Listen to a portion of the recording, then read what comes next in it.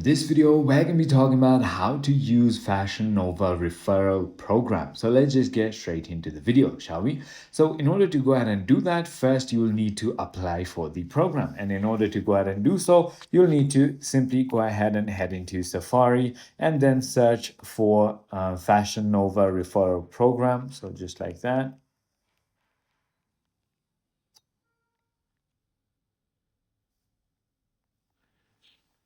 Once you've done that, simply go ahead and click on the Fashion Nova referral dashboard and then simply go ahead and log in into your account and apply for it through their site.